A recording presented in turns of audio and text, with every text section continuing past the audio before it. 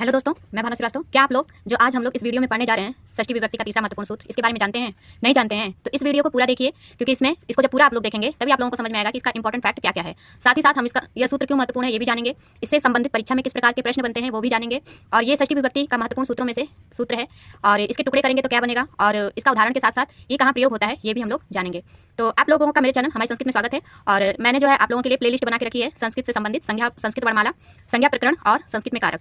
आप लोगों को जो पढ़ना है पढ़ लीजिएगा, और इस चैनल को सब्सक्राइब कर दीजिए ताकि आप लोगों का जो भी वीडियो मैं डालूं बाद में आने वाले समय में वो आप लोगों के पास पहुंच जाए और आप लोगों को इधर उधर खोजना ना पड़े। तो चलिए आज की वीडियो शुरू करते हैं। आज का हमारा जो सूत्र है षष्ठी विभक्ति का तीसरा महत्वपूर्ण सूत्र है। इससे पहले मैं 2 सूत्र बता चुकी हूँ, ये तीसरा सूत्र है षष्ठी विभक्ति का जो परीक्षा में अक्सर पूछा जाता है। तो आज का सूत्र है षष्ठी च अनादरे। इस सूत्र को जब हम तोड़ेंगे तो हमारा जो है शब्द बनेगा षष्ठी च अनादरे। आप लोगों को एक बात बता दूं कि यदि किसी भी सूत्र में च लगा है तो इसका मतलब समझ जाइएगा कि उसमें जो है 2 विभक्ति का प्रयोग होता है। अब यहाँ पे है जैसे षष्ठी च अनादरे, यानी च लगा है तो यहाँ पे षष्ठी विभक्ति का प्रयोग तो होगा ही, साथ ही साथ इसकी जो कंडीशन है वो दूसरे सूत्र में भी लगेगी। अब दूसरा सूत्र कौन सा है ये जब हम सूत्र को पढ़ेंगे तब जानेंगे। तो यहाँ पे षष्ठी च अनादरे का मतलब है कि षष्ठी विभक्ति और च का मतलब है सप्तमी विभक्ति।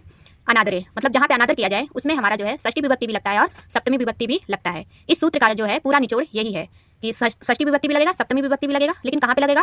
शर्त है कि जब किसी का अनादर हो वहाँ पे लगेगा। तो चलिए जानते हैं इसको विस्तार से।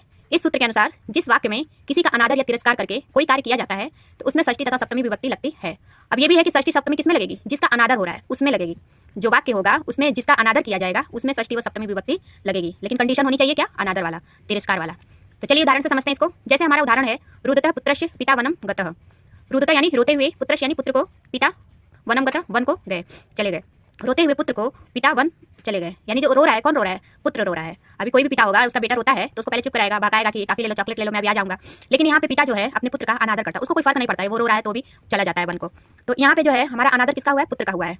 रियल लाइफ में हम लोग देखते हैं कि हमारा किसी का भी बच्चा हो रोता है, चाहे पिता हो चाहे माता कोई भी हो, वो अपने पुत्र को पहले दुलारेगी, उसको भगाएगी, उसके बाद ही कहीं जाने का प्रयास करेगी। लेकिन इस वाक्य में जो है रुदतः पुत्रस्य पिता वनम गतः में जो है यहाँ पे पुत्र का जो है अनादर किया है पिता ने, तो अनादर जिसका हुआ है उसमें षष्ठी विभक्ति लगी हुई है।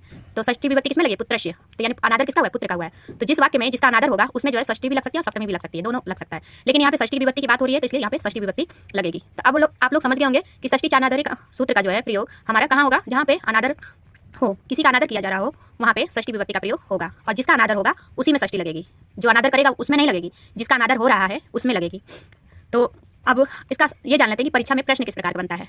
अभी हम जाने हैं कि षष्ठी च अनादरे इस सूत्र का जो है अर्थ क्या है, यानी षष्ठी और सप्तमी अनादर में लगेगी, षष्ठी और सप्तमी अनादर में लगेगी। च का मतलब यहाँ सप्तमी विभक्ति से है। और इसका दूसरा प्रश्न बन सकता है कि षष्ठी च अनादरे जो है सूत्र किस विभक्ति का है। तो यहाँ षष्ठी है तो षष्ठी से सभी लोग समझ जाएंगे कि षष्ठी विभक्ति का सूत्र है।